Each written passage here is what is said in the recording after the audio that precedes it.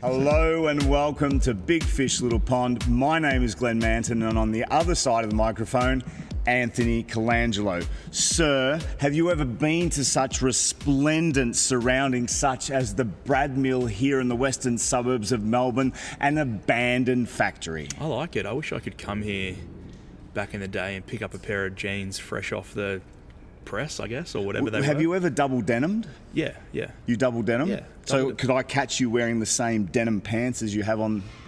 No, there's a rule with double top? denim. What's the rule? You have different tones of denim. You can't wear the same tone. There you go. So you could have light... Expert fashion opinion straight off the top of the show. I like it. Well, it's just common sense. It's not expert fashion opinion. It's just common sense, is light it? denim on the top and dark at the bottom, or vice versa. You don't have the same at the top and the bottom. Wow. Thank you, Hermes. Okay. What's Hermes? Hermes. I'm just using a little bit of a throwaway and saying that you're a bit of a, a fashionista. Oh, you're is Hermes a fashion brand? Well, it's Hermes. You would know. No. You're a millinery expert. I got no idea. As I'm saying. Whatever, shut up. We need a run sheet. Get off this topic. Come on, get us some set topics. Here we go. Write down, otherwise we're just going to get sidetracked and talk about fashion all day. Well, the first one was common sense, so I've written that one down. You want to put common sense on the run sheet. I'll tell you what needs to be on the run sheet. Grand Final parade. Okay. Grand Final. How can anyone read that? You're a journalist. That's great. Grand Final PDE, parade. Oh, God. Brownlow. I mean, this is obvious stuff. We've got to cover it. Collingwood. Sorry. You're just going to say blanket Collingwood? We need more than that. We can break that down. We might, well, West Coast Eagles, if you're going to be brilliant, write down West Coast Eagles. West Coast Eagles are a subset of Collingwood They're this a week. subset of Collingwood. Mason Cox, you want to talk about? I do want to talk about Mason Cox. What else have you got there? Maybe the sack. The sack. Tyson Goldsack. Oh, okay. Sorry, I thought we were just getting a little bit... And... What else? Nathan Buckley, maybe. Nathan Buckley. Wow. Yeah, I don't know. I think that's good. Anything else you want to talk about? No, let's just I'm going straight into it. You want common sense? I'll give you common sense. The Grand Final parade is a very dangerous event. It's a dangerous event. Players are at the absolute mercy of the fans. Grand Final parade. In what respect? You are paraded through the centre of Melbourne in an open-top vehicle and/or ute. Okay. Hey, it's not the Pope-mobile, mate. It's not the Pope-mobile. You are at the mercy of the punters. You get kids throwing streamers at your eyes.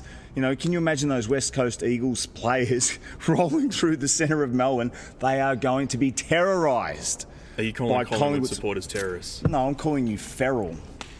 You know you're feral, and that's part of your DNA. You love that. That's why these surroundings here are not unfamiliar for you. This is a Collingwood mansion. This is a beautiful housing estate in Collingwood. Don't refer to me as feral or as a Collingwood supporter. I'm a neutral. You're not a Collingwood supporter. Journalist. You look at our friends and tell them that you're not a Collingwood supporter. No, I am. But when you're talking about... We just said you weren't. Yeah, but when you're talking about the parade, if I'm there, I'll be there as a journalist. Same way as on Saturday at the game, I'm not going to be there as a Collingwood supporter. I'm going to be there as a journalist. I'm going to be writing about the game. Absolute rubbish. No. Because if Collingwood are up at any stage, particularly with 5 seconds to go before the end of the game, you will be going crazy. You're texting me little emojis from the game last week. You're excited. Come on, man. Be honest. No, I'll be sitting with other media and I'll be professional. Last week I was with friends, so there was no need to be professional. It's just a non-off switch. Yeah. What are you now? I'm kind of in between. It's weird.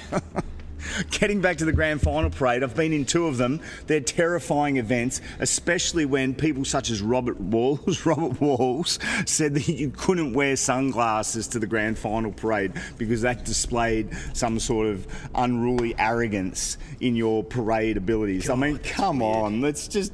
Oh, well, I played in the wrong time. Your coaches sound really weird. He wasn't my coach. That was his call. That was his blanket call across all Grand Final parades. You can't wear sunglasses. If it's sunny, you might need sunglasses. If it's sunny, you do need sunglasses. I say, in this environment in here, not warranted. No, not needed. Not warranted. But outside, in the cold, hard light of day, although moving into summer, hey, it's getting a little warmer. Sure. Why can't you wear sunglasses? Obviously, Robert Walls has something against sunglasses, doesn't he? I think that's really bizarre. No, but this is the coach. Do you remember this is the coach who had players put on boxing gloves and punch other players? Do you remember this? I don't remember that. You don't remember those stories? Remember, no. You're not that old? No. Oh, here we go. Down that rabbit hole again. Well, when did that happen? I never knew about that. Back in the day it happened. Okay. In the day. Robert Walls had players put on... And punch one another. At Carlton? Like make a circle. No, I think that was up in Brisbane that he pulled that shenanigan. Right, okay. Probably couldn't get away with that then. Couldn't get away. Honestly, if Nathan Buckley this week on a Thursday night had all the Collingwood players stand in a circle, and let's just say they threw your boy, the Sack, into the middle and said, listen, terrific that you've come back, that you've rehabbed hard, but we're just questioning, are you genuinely match hardened and ready? You've got to spend 2 minutes in this circle and we are going to attempt to punch the bejesus out of you. I reckon number one, the Sack would take everybody on the team. That's the first thing. The Sack would be able to go the distance against everyone. He's a tough man. Okay. But number two, yeah, obviously wouldn't happen. It's a different time now, isn't it? What would happen? Instantly sacked? Bucks? Yeah. Yeah, this week, instantly sacked. No, not before the grand final. That's you've touched on a classic one there. Clubs will go to any length to win a grand final. To win a grand final and maintain their status quo, whatever that happens to be. We'll look at Richmond. Did they just blow it last week by playing Dustin Martin? Should he have played? Dustin Martin and David Asprey shouldn't have played. Shouldn't have played? Are you on record as saying they should not have played? It's pretty funny though, like Collingwood and West Coast have been two teams this year who've had the most injuries, and they've still made the grand final. Richmond have had virtually no injuries. Preliminary final, they have a corky and a head cold, and everything goes to shit. It's quite funny how Richmond almost would have been better off having injuries throughout the year, so they had players that they blooded, that they could have brought in, that they could have felt trustworthy bringing in for Asprey or for Martin, because both of them clearly weren't able to play.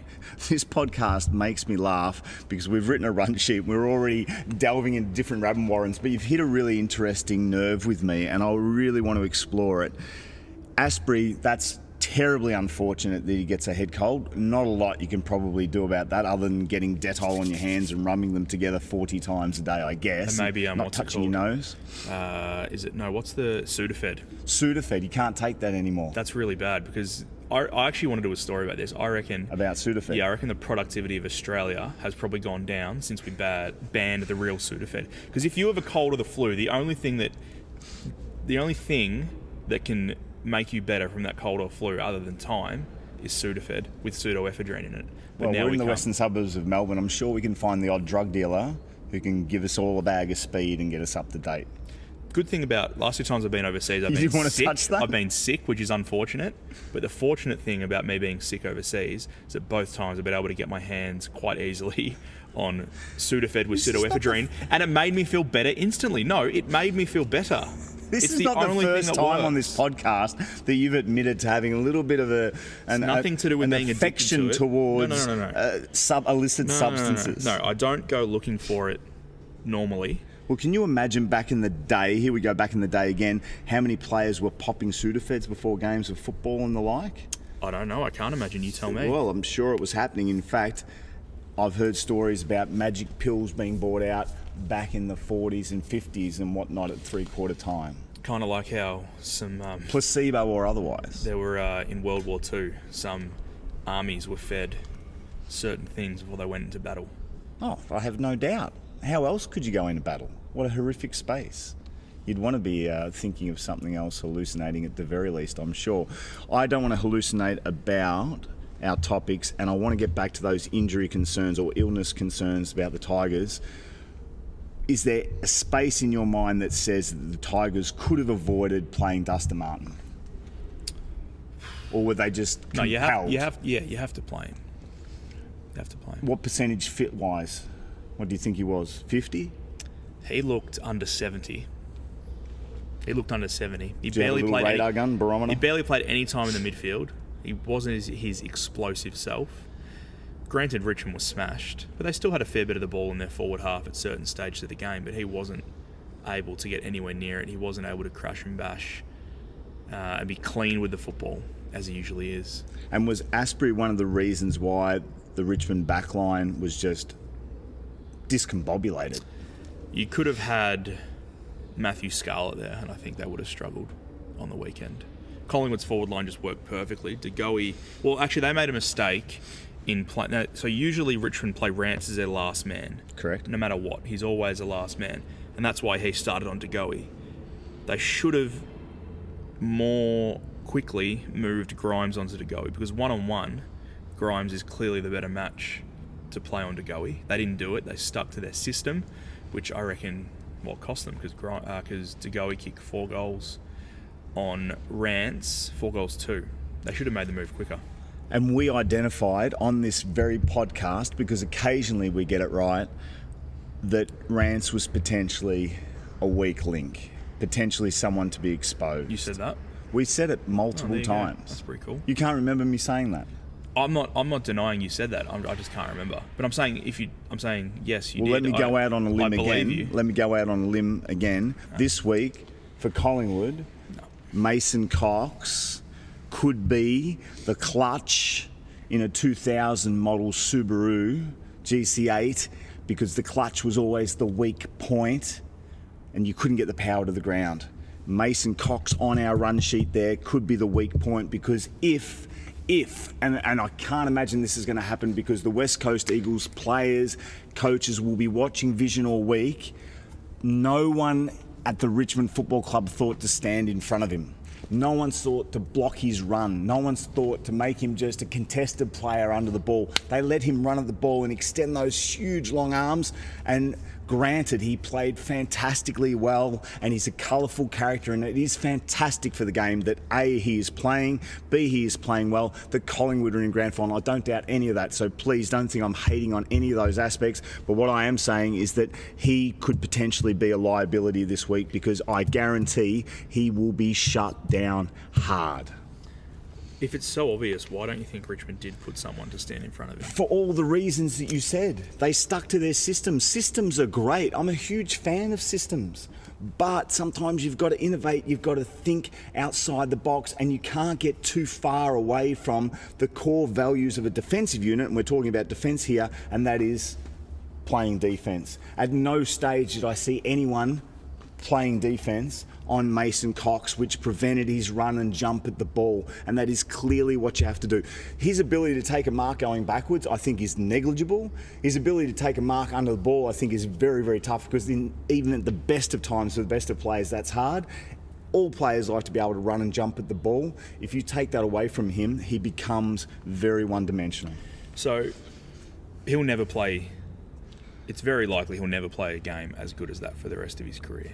Right, that was incredible. I think 8 contested marks, 12 marks overall, 3 goals in the second quarter. Tremendous. He's actually really good as well when he went into the ruck, and that's another problem Richmond have. They need to get another ruckman to support Nankervis. But I want to interrupt.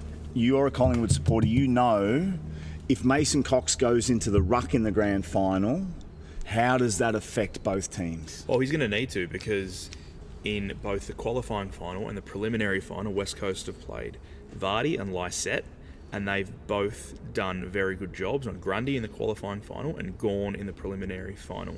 So Cox is going to have to go into the ruck and support Grundy, and I think that's where Cox is going to have more of an impact on the game, is in the ruck, because he's not going to take another 8 contested marks. He might take 1 or 2. He might kick maybe 1-2 goals at best against a team like West Coast, and certainly if it's wet, that'll be the case. He needs to be able to go into the ruck and give Brodie Grundy a chop out.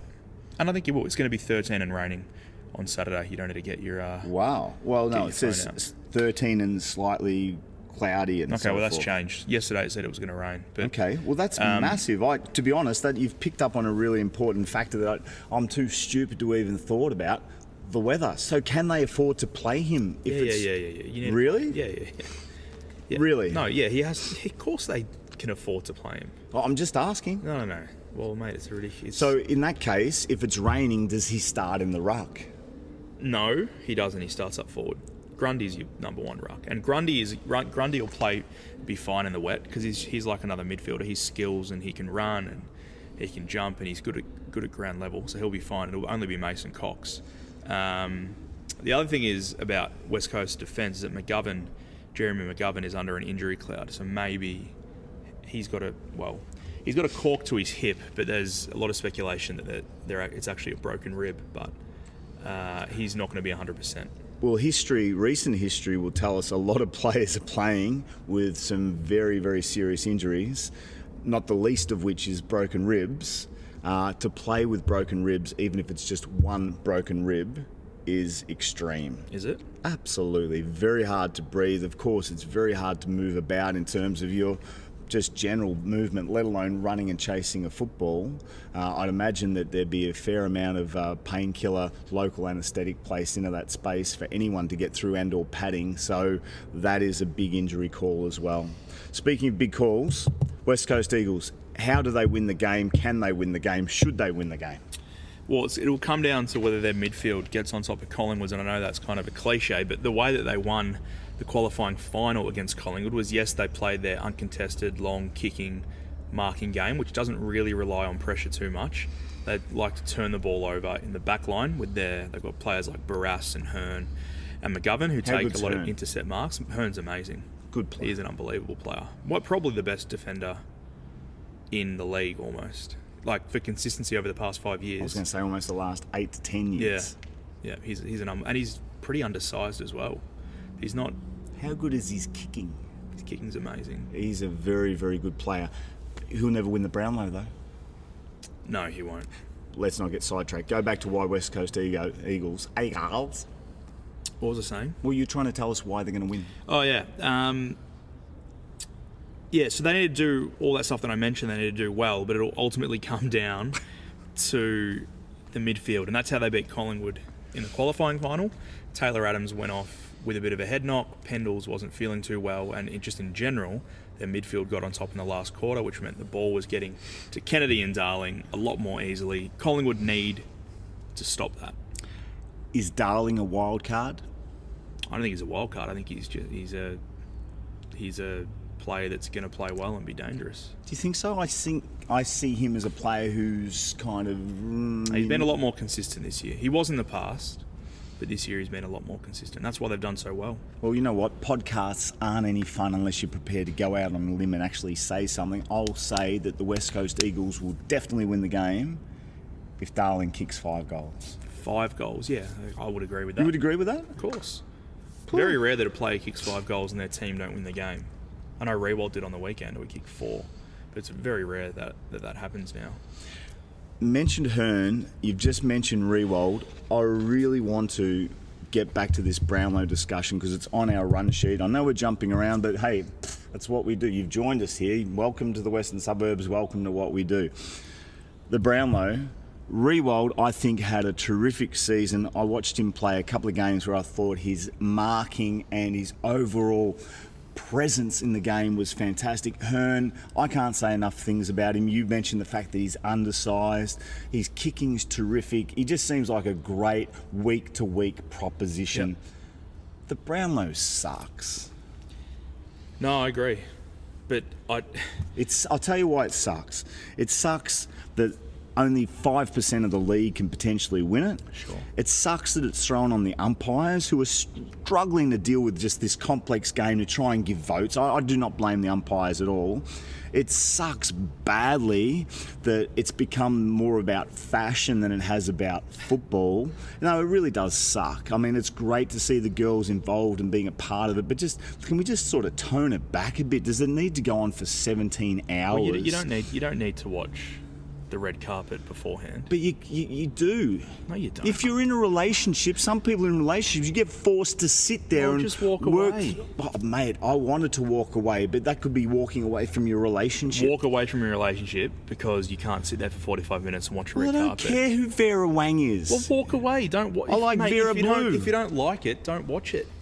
Mate, you were the one who started the show talking about fashion and you knew all this and wear that. I didn't watch it. I said, no, I'm just going to go hang out for an hour and I'll wait till the count starts. You went and hung out in the treehouse, didn't you? No, I didn't hang out in the treehouse. I think I made dinner. You made. What did you have that night? I can't remember. It would have been something. You would have been something fashionable. You would have been influenced. It wouldn't have just been a basic pasta because the influence of the AFL. I think it was pesto pasta. Yeah, you would have had pesto. You would have had sun-dried tomatoes in there. You would have been trying to overcompensate, like having some huge big tail behind your dress. It was just pasta and pesto from Look at the that. jar. That's a little tail. I like that. That's what I do. Anyway, Brownlow. Getting back to, you can't win it. It's a shitty award. I agree that it's only midfielders who can win. That Brodie Grundy was jibbed in a couple of games. Gawn could have got more votes. What? I just haven't heard that word for a while. There you go. Jibbed. I like it. But you can't take the voting off the umpires. I'm not saying you take the voting off the umpires, but how do we make it a more robust reflection of the entire competition rather than just a select few? And again, even those select few, I don't hold it against them. What are they supposed to do? Get near the ball and just drop it and say, well, I don't want to have a possession, I don't want to use it. So I'm not trying to condemn anyone, but what I am saying is that the actual award is antiquated. There's just no real value back to the game anymore. There should be a defensive player of the year. There should be an offensive player of the year. We should be able to get plus minus values for these players so we can actually weigh it up and we can look at a Hearn and say, you know what, the guy's just played 25 games and he's allowed 5 goals or whatever it may be. He's had 50 rebound 50s, whatever the hell it is. That happens in the All-Australian. But why aren't we celebrating that publicly? Who was the gentleman you should know who plays for the Swans and apparently got up to 211 games this year without a vote? Do you know who I'm talking about? Defender? Lloyd. Was it Lloyd? I don't know, and I'm embarrassed not to know his name because I should know his name, because if you've played 211 games, you're a damn good player. You're obviously one of the first people who's picked every week. This guy can't even get a vote. You can't tell me he didn't do something good over the course of 211 games. I know we bagged Rance earlier in this podcast, but he didn't get a vote at all this year in the Brownlow. No, we didn't bag him. Rance, like any other player in the AFL, is a very, very good player. The two things we picked up on Rance are that one, like most defenders, he's susceptible to the high ball coming in at a great rate of knots. And the thing is, a lot of people, I think, are confused and bluffed by Rance. He's obviously a big guy, strong set guy. He's got a lot of aura about him. You've got to make him do things that he doesn't want to do. Secondly, I think he got lazy with his starting points and his expression of intent towards his opposition player. We didn't bag him. Still a great player, and if he didn't get a vote either, I'm shocked on that level too. Yeah, well, that's something that confused me. I saw a lot of Richmond games this year where he was brilliant, and for him to not get any votes, that proves to me that the Brownlow, there is something wrong with the Brownlow voting. But what do we do? If you go and look at any, like, you know, the Age Player of the Year, Herald Sun Player of the Year, any of those media awards, it's the same thing. Mitchell would have won most of them. I think Gawn won a couple. And defenders like Rance and Hearn wouldn't have gotten that many votes. Okay, so let's just summarise here for our listeners, and thanks for joining us. We're not against the Brownlow in the sense that there needs to be an award. We think it's antiquated. We're not blaming anyone, but we need a solution here. We need solutions. What other solutions other than, here's my suggestion, Defensive Player of the Year, Offensive Player of the Year, Brownlow if you like, so there are 3 categories there. Wouldn't that be better to see 3 men and or the women move up onto the stage in their league and do something that rewards everyone? Or when you vote for a best defender on the ground, a best midfielder on the ground, and a best forward on the ground. I don't know. That's not a bad idea. That would make sense. In your 3-2-1, it has to be a forward, a defender, and a midfielder. Yeah. I don't think that works, though. Why? Because the 3 best players on the field might have been midfielders. What if you're just getting 1 vote? So it's 1 vote for a forward, 1 vote for a defender, 1 vote for a midfielder. So there are a total of 3 votes out of every game. And you're just getting, the maximum votes you can get per game is 1. Well, that would be a way to get more defenders in. If instead of giving votes to 3 players, you give votes to 5 players, and it's a 2-2-1-1-1 system, for example. No, what I'm saying, I think you misinterpreted what I'm saying. I'm saying at the end of the game, we run with your theory. You pick a best defender, best forward, best midfielder. They just get 1 vote each. That's it. But I think then there'd be too many people on it. There'd be too many draws. That's why you need different numbers to stop draws. I'm thinking mathematically here. Mathematics not my strong suit. Maybe there's half votes. Well, okay. I like that theory better. I just think 1-1-1 probably wouldn't work because of maths. Okay, common sense. Hey, common sense. Yeah. Right at the top of our run sheet. Yeah, common sense. Nathan Buckley, we haven't spoken about him. I'm not even sure why you've put his name down there. I just want to say on behalf Is this a public service announcement? On behalf of all Collingwood, now I'm going to call myself a Collingwood supporter here. On behalf of a lot of people at the end of last year, mainly Collingwood supporters, wanted Nathan Buckley gone, wanted him to lose his job. I think it was 5 years he'd been coach, and in each of those years, Collingwood's position on the ladder had worsened. Obviously, eating my words, he's done a fantastic job this year. There's a lot of Richmond about what they've done. He seems to be a different guy. The place seems to be a different place. Stop hugging me, mate. And yeah, sorry, Bucks. Wow, that was beautiful, and to camera as well. Oh God, that was extraordinary. Pop the lid off as well. My question to you is, Nathan Buckley, did he just take his ego and just go, I'm putting that to the side. What I've done to this point probably hasn't worked. My direction, my vision isn't probably as clear as it needs to be. I'm going to listen to other people. I'm going to take a leaf out of, as you said, a Richmond book. We're going to do things differently. Yeah, there was a comprehensive review done of the club, including the football department. There were new people brought in, and I think all of that has contributed to Bucks doing his job differently. So he's obviously listened to people, and that has benefited the whole playing group. It's as simple as that, really. If he loses the grand final as the coach, what's the reaction going to be? I don't want to think about it, to be honest. Let's just stick with common sense, reality. No, I actually here. can't. I can't be. I'm sorry. I know I said I need to stay impartial, but at this point I can't, because it means I will have seen. If Collingwood lose on the weekend, I'm 27. It means I will have seen 4 losing grand finals. Oh, honey. And 3 of them involving Nathan Buckley, who is my favourite player as a child and is now obviously the coach. That simply cannot happen. If Collingwood lose again on the weekend, it's just I don't know what to do. I really don't know what to do. Hugs? No. Little hugs? How can a club lose so many grand finals? And I know they lost a lot through the 70s and 80s. Obviously lost 2 in the early thousands and 1 in 2011. I just don't understand how a club can lose so many grand finals. Are you ready for a reality check? Here's a reality check. The AFL would not be the AFL without the Collingwood Football Club. The Collingwood Football Club have got a rich fabric of history. They've had some tremendous contributors on and off the field. They've got rabid, rampant fans who are ultimately fantastic for the game. There would probably be, in the course of history, 1% of their fan base who are actually detrimental to the club. So you've got a wonderful club with a wonderful mascot, if you like, emblem in the magpie, great colours, everything going for it, colourful characters, and you know what? You've been to 4 grand finals in the last however many years. Since 91. 91. Lost 4 grand finals. Okay, guess what?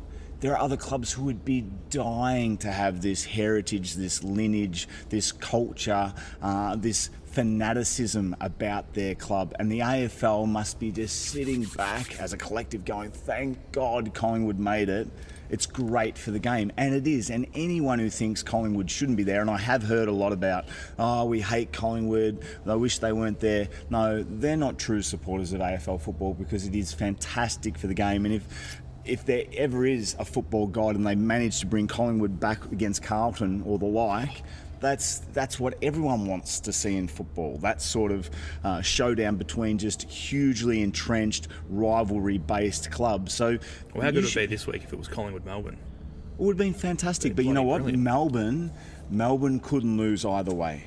If they made a grand final, they win. They lose last week, they win. Why? Because they get a chance to step back now, and not having tried to accelerate their growth too much, they should really benefit over the summer, the Melbourne Football Club, and they should be genuinely ready to take a next step and genuinely compete for a flag, because I think it's more than fair to say that they just got their timing right this year to find themselves on the up at the right time. So next year they should really hit the finals as a genuine juggernaut, and everyone should be saying, whoa, don't really want to play these guys at all. But getting back to your 4 losses in whatever it is, 20 odd years. Will be 4 losses if they lose this week. Okay. Let's talk about it sincerely. Who do you think is genuinely going to win this game? I want you to honestly take your jumper off, your scarf off, your beanie off, look down the barrel, make a statement, and be honest. No, I honestly think Collingwood will win. They've just, if you look at it, if they say it wasn't Collingwood, say it was Melbourne, right, who'd beaten Richmond, and say West Coast had beaten, who was another team in the finals? Say West Coast had beaten Hawthorn, right? You would say that Melbourne would win, and I would justify it by the fact that Melbourne just beat Richmond. Okay. The team that beats Richmond, who are the best team in the league, deserve to go in, let's not say favourites, but justifies to me that they should win the grand final. Okay, so you think and the manner that Collingwood beat Richmond, and it's at the MCG, means that Collingwood should beat West Coast. And if you look at the qualifying final, Collingwood should have won that game playing in Perth. Okay. This is what I think. I think again, and history would stand the test of time, whoever gets off to the best start, end of first quarter, more than likely wins the game. Has this game to their advantage. Was clearly demonstrated Collingwood versus Richmond. West Coast Melbourne as well. Couldn't get a better illustration for either of those games leading into this grand final. The thing that I love about the West Coast Eagles situation is galvanising opportunity, hostile foreign territory. You know everything's against you. That just builds that camaraderie. If their defence comes out and really locks down the Magpie forward line, and I really think they will. I really think that's going to be an Achilles heel, because I think both the midfields can go head to head, and I think the West Coast defence is better than the Collingwood defence. That's my opinion. I think the West Coast Eagles can pull out a win. I think they can as well. I just don't think they will. Fair call. It's not on here, but I'm adding it now. Post-game. Post-game. There it is. Post-game. If the Eagles win this game, where will you be post-game? What will you be doing? I will go probably... so I'll be working. I'll have to finish work. So you'll be working for the Age? So I'll go down... Are you actually covering the game? Yeah. So I'll go down in the rooms, and I'm being assigned to the Collingwood room, so I'll have to interview a couple of players. Are you serious? Yeah. So if Collingwood win or lose, you're in the rooms post-game? Well, you're allowed to look down the barrel and have a big smile about that, because, tell you what... That's pretty cool, yeah. Don't wear track pants if they win, because you'll be just like... Oh, right, okay. No, it's obviously... This is the coolest bit about the job. I did it last year. I was in the rooms...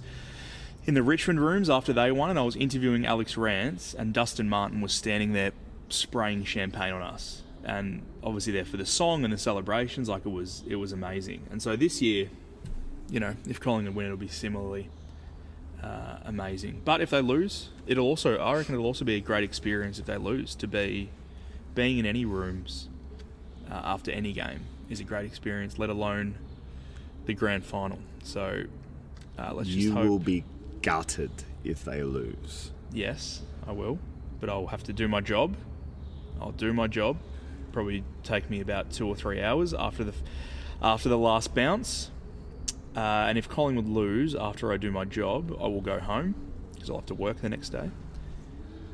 If they continue, no, sorry. I was going to say I'm keen to have a night out this Saturday night. If it's 2:00 in the morning and Collingwood have lost, I'm assuming you'll be tucked up in bed. Is that correct? Yeah, that's. I'll still call you. Definitively say that. If it's 2:00 in the morning and Collingwood have won, where would I most likely stumble across you in this incredible city of ours? Where will you be? That is anyone's guess. That is really... I can't answer that question. Mate, I don't know. I've got no idea. I mean, on Friday night was in Richmond, but then when Collingwood won the premiership in 2010, we're at the Grace Darling Hotel in Collingwood. I'd imagine we'd go to Collingwood, maybe the Grace Darling. I think that's where the club was founded, so it's the obvious place to go. Right back to the heartland. Yeah, to the heartland. But as I said, I don't know. Who, mate? Could be anywhere. If you happen to be out Saturday night, 2 o'clock in the morning, keep your eyes open for 2 big fish in a little pond.